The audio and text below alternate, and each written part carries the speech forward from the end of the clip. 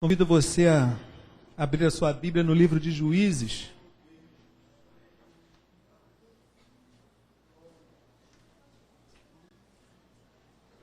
Glória a Deus.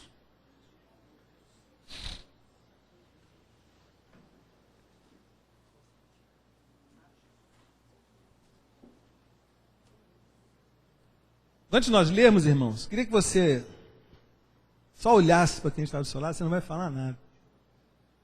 Mas você seria capaz de dar a sua vida pela pessoa que está do seu lado? Responde para você mesmo. Você seria capaz? Tem gente que está do lado da sogra e fala assim, eu preferia morrer.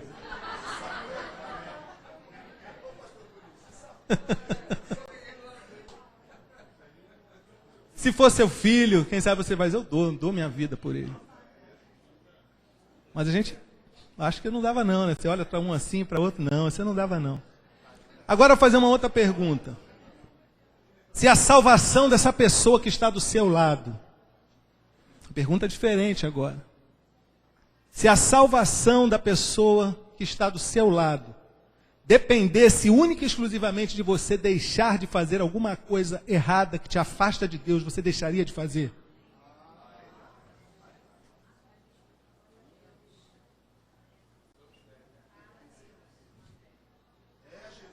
Você deixaria de fazer, amado? Alguma coisa errada que você sabe que entristece a Deus? Que você sabe que te afasta de Deus?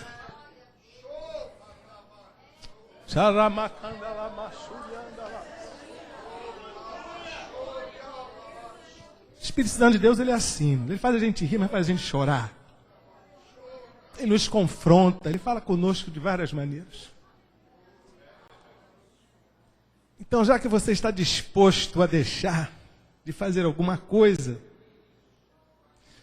que desagrada a Deus para que alguém seja salvo, você vai sair daqui hoje pensando de forma diferente. Essa palavra pesou muito no meu coração.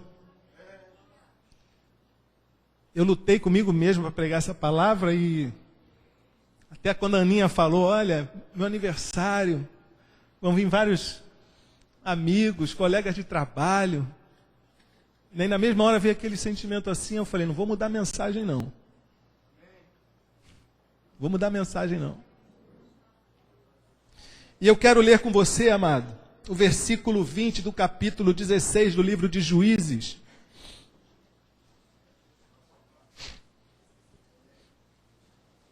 Capítulo 20, do versículo 16 do livro de Juízes.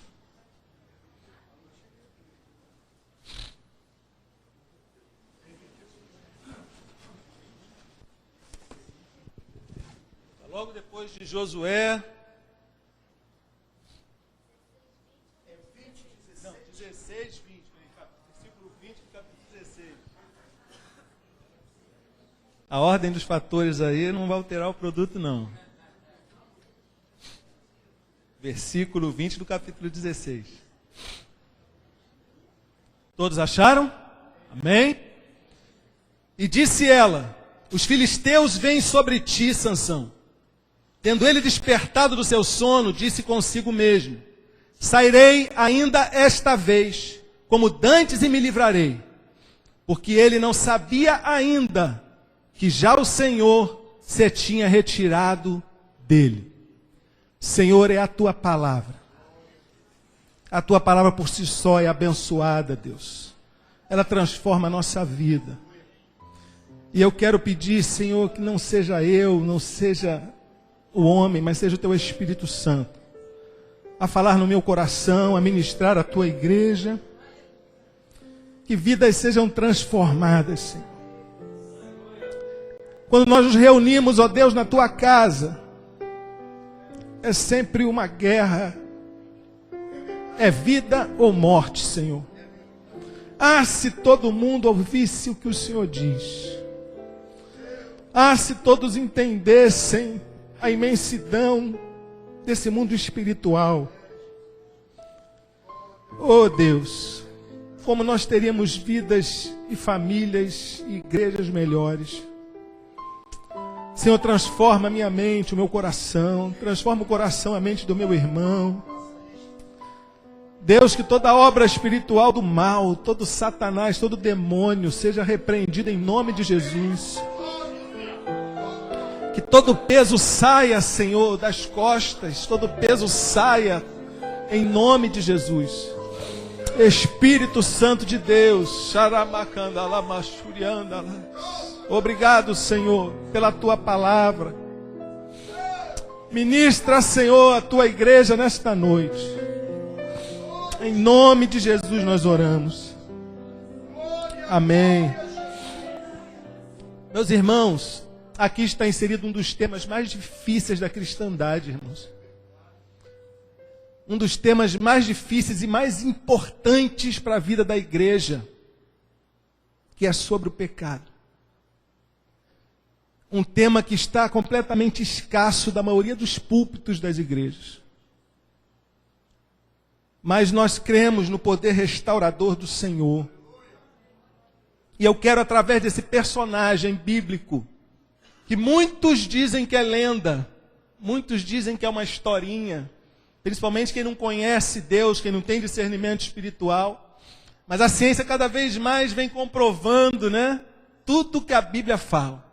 E há poucos meses atrás, arqueólogos descobriram, se você leu essa notícia, né, em escavações, lá nas fronteiras entre a Filístia e Judá, escavações, onde descobriram mosaicos em muito bom estado, até coloridos, da época da Era do Ferro, da época do livro de Juízes, que correspondeu a um período de 400 anos.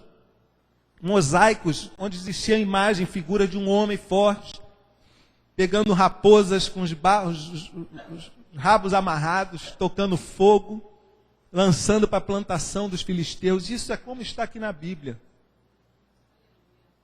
E agora também descobriram mais nas escavações, descobriram os selos, que via um homem forte lutando com um leão. Naquele período, e nós sabemos pela história como Sansão destruiu um leão novo, rasgou o leão com as mãos. Mas, amados, o que é o pecado? Pecado é a transgressão da lei de Deus. Pecado é você errar o alvo. Pecado é você transgredir.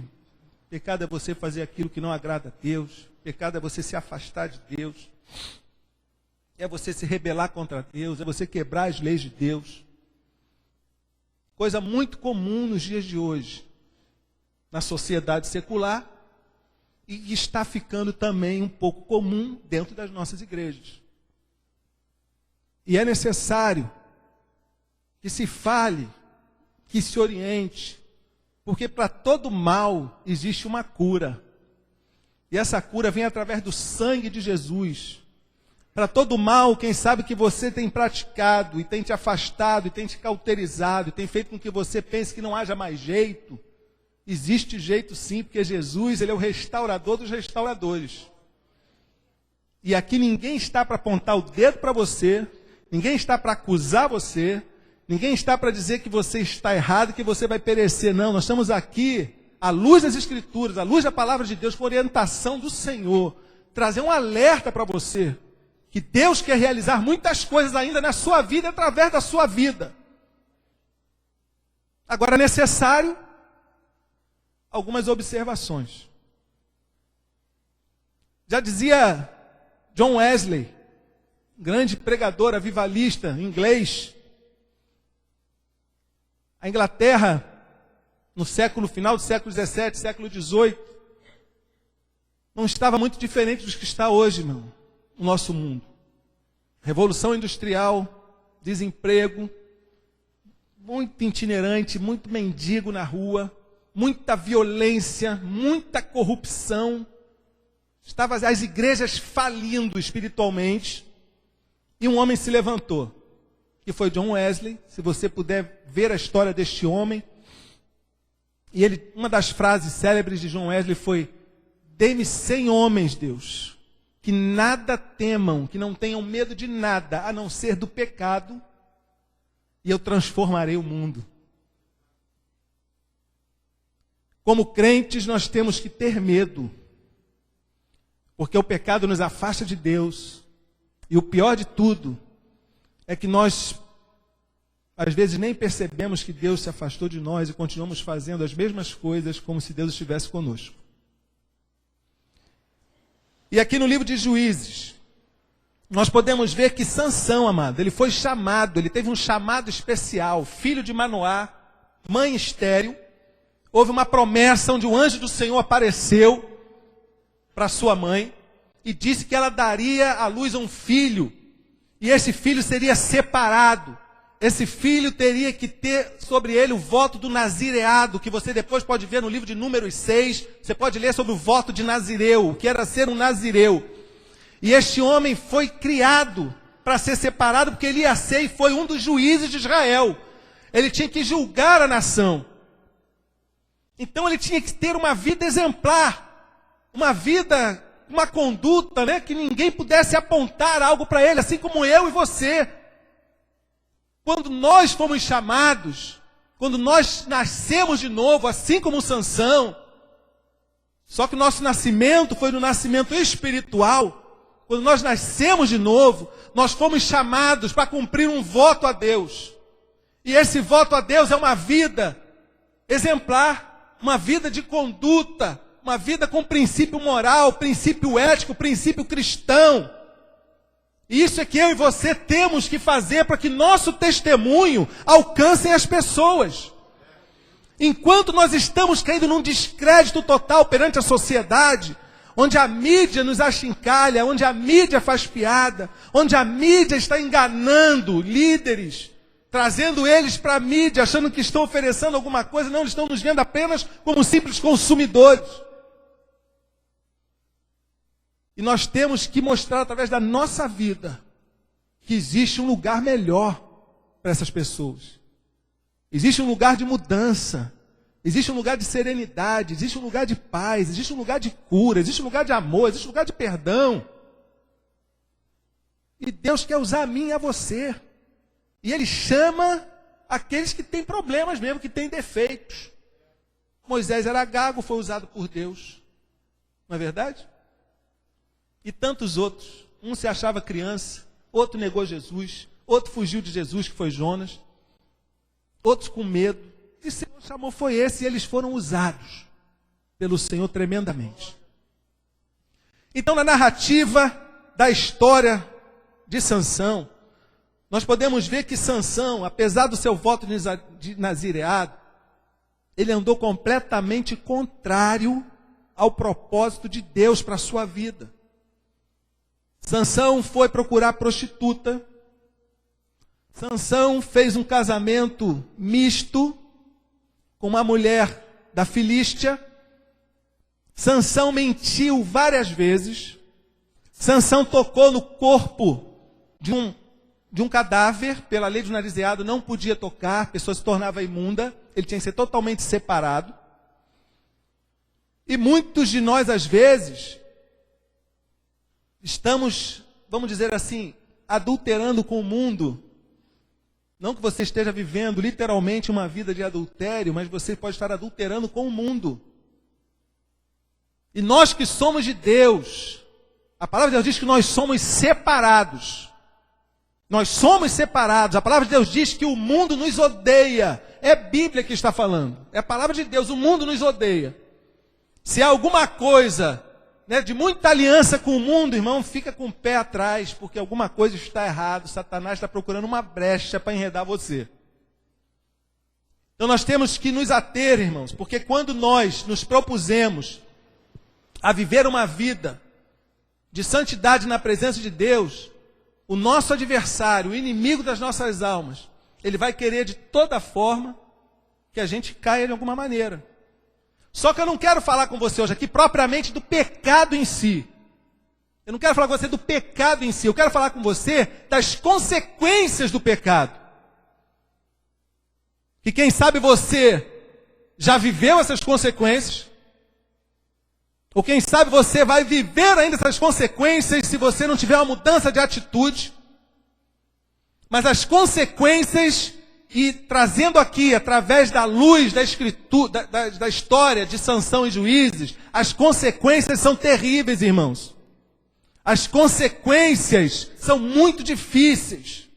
E eu quero, com a ajuda do Espírito Santo de Deus, tentar esclarecer você da forma mais simples possível.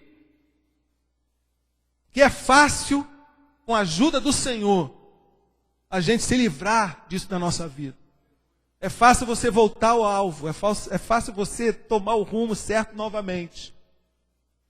Então nós podemos ver que Sansão, apesar de todo o preparo que teve sobre a vida dele, ele cometeu esses erros muito ruins. Primeira consequência, nós podemos ver que a primeira consequência na vida de Sansão está lá em Juízes 16, de 16 a 17.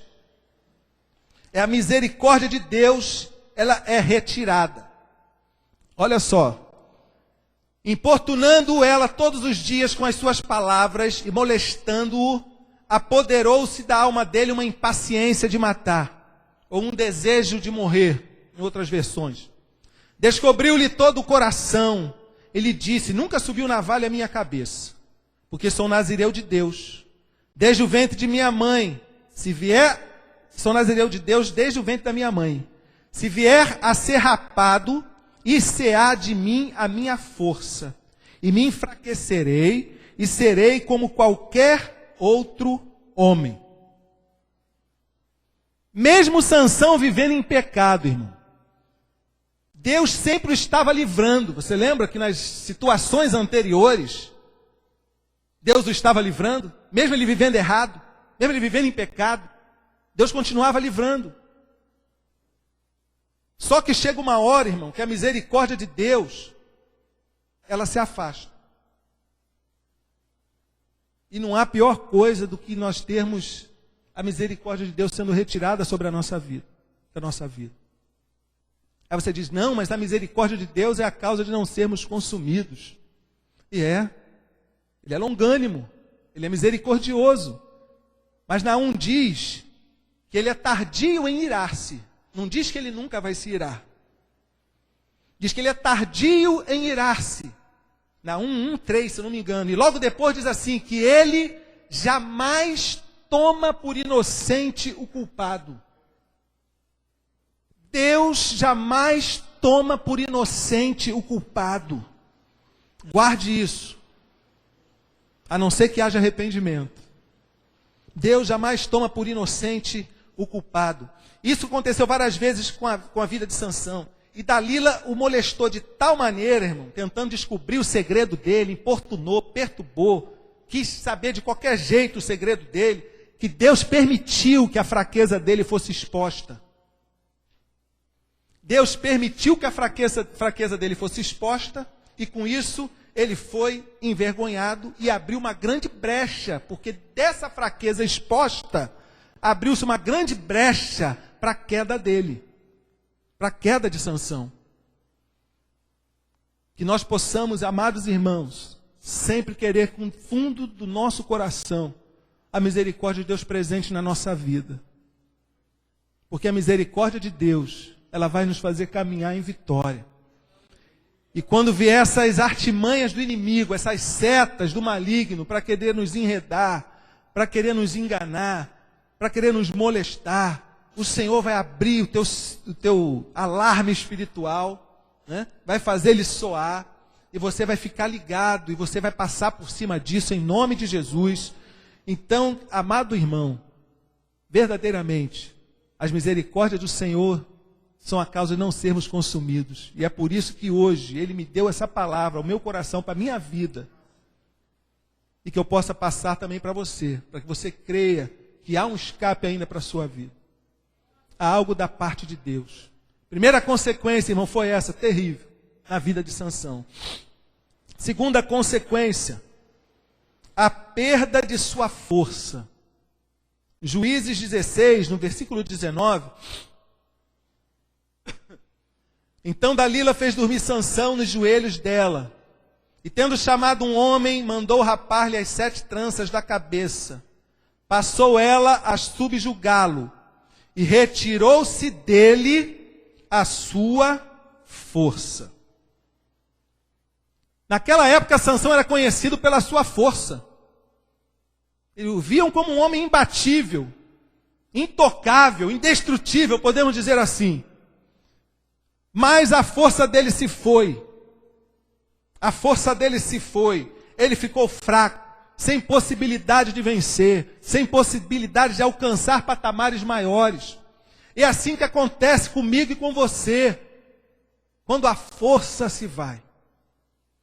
Mas pastor, como é que é isso quando a força se vai? Nós não temos mais aquele sobrenatural de Deus na nossa vida gostoso que você sentia. Você não consegue mais orar como você orava. Você não busca mais a Deus como você buscava. Você não faz mais a obra de Deus, não trabalha mais na obra de Deus como você trabalhava. Isso é a força que foi-se embora, irmão. Isso é a força que foi se esvaindo, a força que foi minando. E sem perceber, que nós vimos ali que Sansão disse que nem sabia que a presença de Deus tinha te retirado dele. Muitos vão sem perceber. Essa é uma consequência, amado, que faz com que nós venhamos a andar batendo cabeça, tomando decisão errada, porque a gente não ora, a gente não busca em Deus. A gente vai pelo que a gente pensa, pelo que a gente acha, a gente vai pelo que a gente ouve na televisão, a gente vai pelo que a gente ouve do colega de trabalho, a gente vai pelo que a gente ouve do patrão, a gente vai pelo que a gente ouve de tantas pessoas, do colega, da família, e você não tem mais força para buscar em Deus, e buscar de Deus a resposta do Senhor para a decisão que você tem que tomar. E eu quero alertar você sobre isso. Tem muitas pessoas tendo a sua vida destruída, porque estão ouvindo conselhos errados, assim como Davi ouviu de Saul um conselho errado. E se ele fosse caminhar com aquela armadura que Saul aconselhou, ele não ia conseguir, ele não conseguiu caminhar, ele ficou preso, ele ficou travado. E tem muitos crentes andando assim hoje, presos, não conseguem, porque a sua força se foi. Mas o dono de toda a força, de todo o poder, de toda a autoridade, porque a Ele pertence todas essas coisas, está aqui hoje. E Ele quer restaurar você. Ele quer encher você novamente do seu poder, encher você do Espírito Santo, renovar sua vida espiritual, fazer com que você se sinta como você era antes. O inimigo vai perder mais uma vez aqui hoje. Mais uma vez, em nome de Jesus. E a força, amado, você não pode deixar ela embora. Não pode comunicar o seu segredo para o inimigo. O teu segredo é o joelho, o teu segredo é a oração, o teu segredo é o jejum, o teu segredo é entrar no teu quarto em secreto, sozinho com o Senhor, e apresentar diante de Deus aquilo que você pensa, aquilo que você quer, aquilo que você deseja. Esse é o nosso segredo. E diz que nosso Pai nos ouve em secreto. É você e Ele. É Ele e você. Nós oramos por você sim, a igreja ora, isso é obrigação da igreja orar. Como nós oramos pelos enfermos, nós cremos no poder da cura aqui, nós cremos no poder da oração da igreja. A palavra de Deus diz que a oração do justo tem muito em seus efeitos. Agora você precisa desenvolver uma vida espiritual com Deus. Não adianta você ficar indo em culto de segunda a segunda. Não adianta você ficar indo em oração de segunda a segunda. Isso vai ser bom para você, você vai estar em comunhão, tudo, mas você vai ser sempre um crente fraco. O que vai fazer de você um crente forte é você ler a palavra de Deus e você orar. Isso faz de você um crente forte. E vai vir luta, vai vir dificuldade, vai. Você vai apanhar, vai. Mas você vai estar com a casca grossa, pode bater que eu aguento. Você enverga, mas você não quebra. É assim que é a vida do cristão. Quando nós estamos vendo uma geração de crentes, aqui não tem dessa gente não. Como diz meu tio lá na Assembleia de Deus da Taquara, ele sempre fala assim, né? Assim não tem, aqui não tem dessa gente não. Nós estamos vendo uma geração de crentes que vive de testemunho de outros, de coisas motivacionais. mexe com a emoção dele. Ele sai dali todo saltitante, nas nuvens. Amanhã depois está fazendo a mesma coisa. O Senhor, Ele quer espremer a ferida, irmão. Ele espreme, Ele sara, Ele cura. É isso que o nosso Deus faz. Então é isso que Ele quer fazer na sua vida. Ele quer transformar você. Ele quer fazer com que você assuma uma postura, uma posição de crente, de cristão. Não de evangélico. Evangélico, o mundo está cheio. O Brasil está cheio de evangélico. Agora, cristão cristocêntrico são pouquíssimos. Como diz pastor Anésio, né, ele falando comigo, olha, mas aquele crente ali, não sei o que, ele bebe, ele, né, faz isso, faz aquilo. O pastor Anésio estava me falando, não, aquele ali, ele não é um crente salvo. O crente salvo não faz isso. O crente salvo não faz isso. Porque de crente, até o diabo é crente, diz a palavra de Deus, né? Evangélico, gospel, o mundo está cheio. Agora, de pessoas que amam ao Senhor, que renunciam a muitas coisas na sua vida por causa do Evangelho, irmão, esses o Senhor está procurando do alto, olhando. Procurando os fiéis da terra, como diz o salmista. Ele está procurando a mim e a você, o olho dele está lá, ó, nos procurando. Que nós possamos ser achados e encontrados pelo nosso Deus. A terceira consequência, a ausência da presença de Deus, que foi o início do versículo, porque ele não sabia que o Senhor se tinha retirado dele, no final do versículo 20. E nós pensamos muitas vezes, como eu já ouvi pregações, que por causa do amor de Deus, o amor tão grande de Deus, Ele é conivente às vezes com os nossos pecados e vai levando, né? Porque Ele é longânimo, Ele é bondoso, mas que nós jamais venhamos perder a presença de Deus. O salmista no Salmo 51:11, ele diz, não me lances fora da tua presença, e não retires de mim o teu Espírito Santo. Davi sabia, irmão, e Davi foi um pecador, mas ele sabia que erros, que delitos, que faltas graves o iam afastar de Deus. E ele sabia que as consequências seriam terríveis. Davi sabia. Por isso que ele fala, do fundo da alma dele, não me lance, Senhor, fora da tua presença. O que sou eu e você sem o Espírito de Deus na nossa vida, amado? O que nós somos sem a presença de Deus?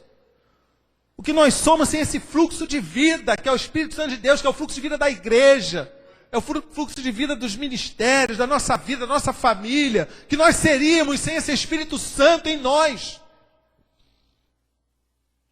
É Ele que faz com que eu e você possamos estamos aqui hoje ainda. E quem sabe você já está assim por um fio. Você está no limite da sua caminhada. Quem sabe o diabo foi aprontando, foi colocando tantas coisas, igual quando vão pegar algum animal, vão jogando assim, até ele cair na arapuca, né? Vai botando, e você foi indo, né? Desapercebido, comeu uma bolotinha aqui, pegou outra ali, e quando você viu, o negócio está estreito. Mas há salvação na presença de Deus. A presença de Deus quer te encher hoje novamente. Ela quer encher a sua vida, quer encher você. Essa terceira consequência, a ausência da presença de Deus, ela é terrível para nós, irmãos. Nós não podemos permitir que isso aconteça. Glória a Deus. A quarta consequência. Glória a Deus. É a cegueira. No versículo 21 diz, então os filisteus pegaram nele e arrancaram-lhe os olhos. Os filisteus pegaram logo Sansão e vazaram os olhos de Sansão. Ele poder não enxergar nada, e quem sabe a força dele, né, não tivesse ido embora ou voltasse, pelo menos cego, ele ia ficar com muita dificuldade. E a cegueira vem muitas vezes na nossa vida quando nós perdemos a presença de Deus, quando nós nos afastamos dele, quando a misericórdia de Deus se afastou de nós, vem a cegueira espiritual. Você com certeza conhece alguém que está vivendo uma cegueira espiritual. Você conhece alguém que está vivendo uma cegueira espiritual? A cegueira espiritual, meu irmão, você está vivendo uma prática, às vezes, de erro e de pecado, mas para aquilo, você não vê mal nenhum mais naquilo. Você está vivendo uma vida errada, mas você não enxerga, porque você está cego espiritualmente. E você nem entende ou compreende que você está cego espiritualmente. Você precisa de um toque de Deus para desvendar os teus olhos, para libertar você, para mudar a sua vida, para fazer com que você enxergue como você enxergava antes. Tudo fica relativizado, né? As pessoas começam a relativizar o pecado. Tudo é muito relativo. Deus entende. Não é verdade? Deus entende. Essa cegueira espiritual tem atacado muitas mentes, muitas pessoas, a ponto de fazerem com que muitos apostatem da fé. E pessoas que até eu conheço, pastor Paulo conhece, outros irmãos conhecem, que literalmente se apostataram mesmo da fé. Porque entraram num declínio espiritual muito grande. E que você possa abrir o olho hoje. Literalmente abrir os seus olhos hoje. E enxergar toda a possibilidade que Deus tem para a sua vida. Todo milagre que Ele quer operar na sua vida e através da sua vida. Você possa dar assim um sacode na poeira, né? Falar, Senhor, eu quero mudança. Eu quero mudança, eu quero viver o melhor que Tu tens para mim. A palavra de Deus diz que se eu e você quisermos, nós vamos comer do melhor desta terra, irmão. Se eu e você quisermos, vamos comer do melhor desta terra. E o que o inimigo da nossa alma tem feito é trazer cegueira para os nossos olhos, para que nós não venhamos enxergar mais nem sequer as promessas de Deus. E você parou de enxergar as promessas de Deus, você parou de enxergar aquilo que Deus prometeu para você. Porque as dificuldades, as lutas vieram, você não estava forte o suficiente. Então a cegueira se instalou na sua vida. Você começa a ficar uma pessoa insensível. São alguns sinais. Tá? O crente começa a ficar insensível. Ele não diferencia mais o sacro do profano. Né? Ele começa a pôr coisas muito somente impuras na frente dos seus olhos. Eu quero abrir até um parêntese aqui.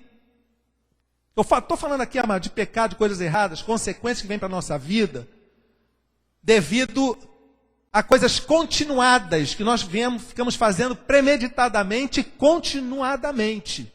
Não estou falando de falhas momentâneas que ninguém quer perfeito, quedas esporádicas que todos nós temos, dificuldades na nossa vida, no momento, mas isso tem que trazer, quando a gente erra, isso tem que trazer confronto. E nós temos que nos arrepender, nós temos que nos sentir, né, que estamos ofendendo a Deus com aquilo, e aí sim você alcança a misericórdia. Porque a palavra de Deus diz, se eu e você confessarmos os nossos pecados, Ele é o quê? Para nos perdoar os pecados e nos purificar de toda injustiça. Ele perdoa e Ele purifica. Ou seja, Ele perdoou você, Ele vai purificar você, você não vai mais ficar fazendo aquela prática de erro. Não é uma questão constante, continuada, tá?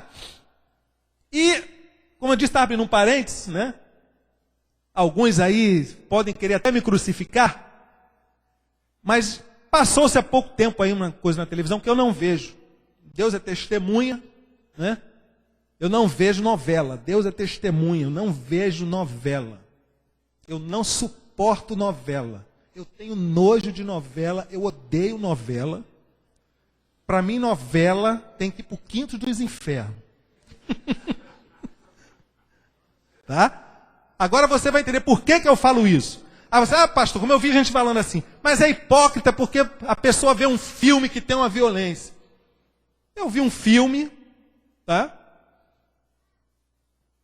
Semana que vem, de repente, eu vejo um outro. Pode aparecer uma cena, às vezes, que não é muito agradável. Agora é diferente de você pôr uma coisa. Não sei quanto tempo que dura uma novela. 9 meses para nascer o filho. O pecado é para nascer o pecado, né? O irmão falou 9 meses. É 3 ou 4 meses? Então você põe continuadamente, irmãos. Porque elas só mudam de nome. Só muda de nome. Você põe continuadamente diante dos seus olhos prostituição, adultério, homossexualismo, corrupção, né? Traição, inveja, tudo que tem de ruim. Você põe continuadamente, deliberadamente, diante dos seus olhos. Você sabe que tudo aquilo ali está errado. Mas você põe livre, espontânea vontade, continuadamente. Já falamos aqui há um tempo atrás que já foi pesquisa, feita, não sei se foi, eu li na revista Isto É, na Veja, em todas as cidades do interior, cidades que não tinha quase antena, não tinha televisão. Quando chegou a antena lá da Globo, que começou a passar as novelas, pesquisa feita por um Instituto de Pesquisa Secular. Quando começou a passar essas novelas, o número de adultérios aumentou na cidade, o número de divórcios aumentou na cidade, e várias outras coisas. Irmão, isso é coisa séria, não é verdade? Então existe algo espiritual agindo nisso aí. E que nós temos, né, que nos ater como crente de verdade. Tem uma outra novela que está começando agora, que eu vi a autora da novela falando, Glória Pérez, falando na televisão. Perguntaram, você acha que os evangélicos vão deixar de assistir essa novela porque o nome é Salve Jorge? Eu falei, olha, não sei, eu acho que não. Eles assistem novelas espíritas, eles assistem tantas novelas, tem tantas coisas que eles condenam, por que eles vão deixar de assistir Salve Jorge? Está repreendido no nome de Jesus, que eu e você possamos ser sal e luz nessa geração tão corrompida, tão afastada de Deus, em nome de Jesus, irmão. Evangelho não mudou, o Evangelho é o mesmo. O Evangelho é o mesmo. As pessoas que estão mudando, estão querendo adequar o Evangelho às suas necessidades pessoais. É isso que está acontecendo. E o povo, em vez de ser um povo bereano, igual a igreja de Bereia, que conferia tudo o que lhes passavam, não, aceita tudo de bom grado. Tudo de bom grado. E a maioria das coisas tem um fim comum, que é arrancar dinheiro do pessoal, infelizmente. Mas existem remanescentes fiéis, porque Deus é poderoso para manter esse povo ainda, irmão. Tem muito remanescente fiel espalhado por aí, lutando pela verdade, através da verdade, na verdade, sofrendo pela verdade, vivendo a verdade. E que eu e você possamos ser essas pessoas em nome de Jesus. A cegueira, irmão, nos afasta de Deus. A palavra de Deus diz que há um caminho que o homem parece ser bom, mas que o seu fim não é o melhor. Porque a cegueira te impede de enxergar o fim. Então você pensa que vai ser bom, você pensa que vai dar tudo certo. Quem já não teve erro assim, irmão? Eu já tive. A gente pensa que vai dar certo. O caminho aos nossos olhos parecia que era bom. Mas no final a gente vê que não foi o melhor e nós começamos a atentar que nós não buscamos realmente a Deus.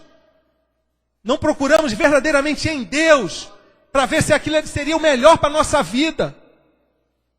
E tem muitas pessoas amargando aí prejuízos materiais, espirituais, familiares, né? Porque ficaram cegos espiritualmente, não estão mais com discernimento para ouvir e entender a voz de Deus. E essa é uma das consequências. Mais uma consequência, ficar amarrado.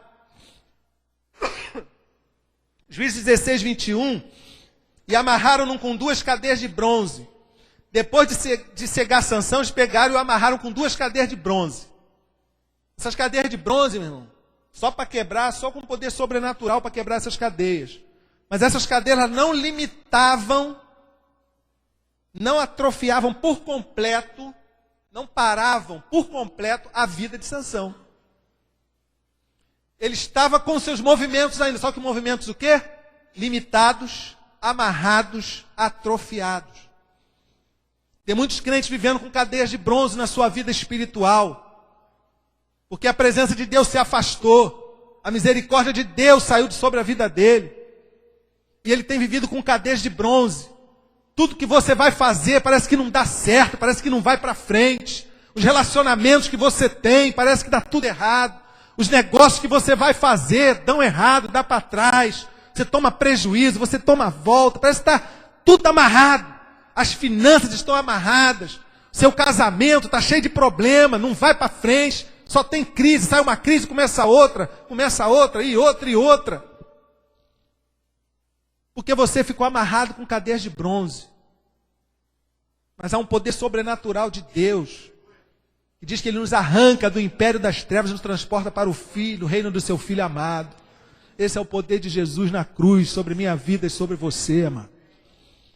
Você vai sair daqui hoje totalmente liberto em nome de Jesus. Você que precisa entregar a sua vida a Jesus, ter uma mudança na sua vida, né? Quem sabe você apenas hoje, até hoje, apenas frequenta, apenas vai, ouve, gosta, é simpatizante. Mas Jesus quer mudar o teu interior. Ele quer fazer com que você tenha uma experiência real com Ele, em nome de Jesus. E que esse ficar amarrado, está amarrado na sua vida, em nome de Jesus. A sexta consequência, que é a pior de todas, quando a pessoa começa a passar por todos esses processos, e não vê uma saída, não vê um escape, ele entra na escravidão. A pior coisa que pode acontecer na vida de um homem, de uma mulher, é entrar para a escravidão. No versículo 21 diz: e girava ele um moinho no cárcere. Sansão foi colocado numa prisão, numa masmorra, cego, com cadeias de bronze, girando um moinho. Ele não mais tinha autoridade nenhuma sobre a sua vida. Ele não podia tomar mais nenhuma decisão. Ele chegou num ponto que ele não podia decidir mais nada sobre a vida dele. Quem decidia sobre a vida dele eram os filisteus. E os filisteus são a representatividade do inimigo das nossas almas, do diabo, de Satanás. A palavra de Deus diz que tudo por aquele homem, por quem o homem é vencido, daquilo ele se torna escravo. Tudo por quem o homem é vencido, daquilo ele se torna escravo. Por isso que você vê pessoas que ficam tentando largar o cigarro e não conseguem. Quer largar e não consegue, porque ele se tornou escravo daquilo. Aí ele chega para você e diz: não, você é crente? Crente não pode nem fumar um cigarro? Pode. Você tem o direito de escolha de não querer fumar um cigarro. Você tem domínio sobre a sua vida. Você tem as escolhas, você faz as escolhas. Ninguém escolhe nada por você. Você não é escravo, você é livre. Agora a escravidão tira todos os seus movimentos, tira toda a sua atitude, tira tudo aquilo que você quer fazer. Quem sabe você está vivendo um momento de escravidão. Você quer vencer, você quer conseguir, você quer galgar, você quer entrar em passos maiores, patamares melhores, e você não consegue, porque você se tornou escravo, e está vivendo um círculo vicioso na mão do inimigo das nossas almas. Mas hoje isso está repreendido no nome de Jesus na sua vida. Em nome de Jesus, irmãos. Há um mundo espiritual aqui. Se você abrir os seus olhos, você é espirituais, se Deus abrir, você vai ver. Uma guerra sendo travada. Tem anjo pelejando por mim e por você. Tem anjo pelejando com os inimigos da nossa alma, que não querem ver que você vença, que você prospere, que você alcance, que você saia desse buraco que você se meteu, né? E Ele vai te trazer vitória hoje em nome de Jesus.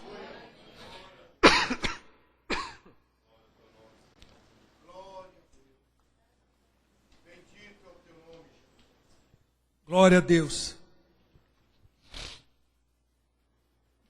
Aleluia. Perda da misericórdia de Deus. Perda da presença de Deus. Perda da força. Cegueira. Cadeias de bronze, fica amarrado. E escravidão. Aí você, meu Deus, eu estou passando por algumas dessas coisas, então estou passando isso tudo. Pastor, já cheguei na escravidão. Eu estou na escravidão.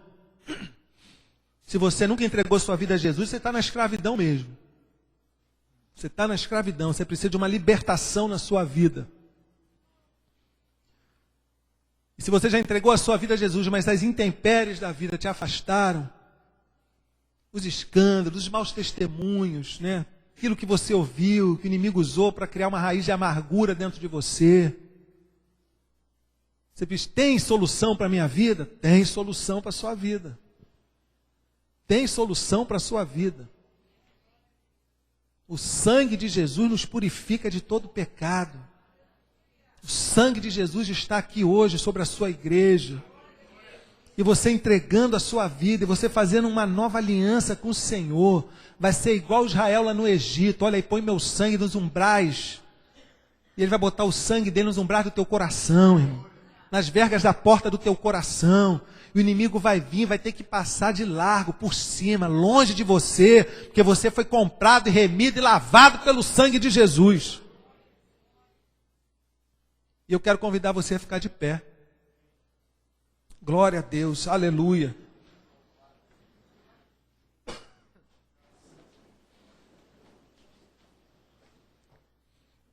Se você foi confrontado com a palavra de Deus, irmãos, e se à luz da palavra, aquilo que foi dito aqui, você se enquadra e você precisa que sua vida tome um novo rumo, existe um caminho, esse caminho é muito simples, é o caminho do arrependimento. É o caminho do arrependimento. Enquanto eu me calei, os meus ossos adoeceram. Enquanto eu encobri, eu não prosperei. Mas depois que eu confessei e deixei, eu alcancei misericórdia de Deus e eu prosperei no Senhor. Que você tome essa palavra para você.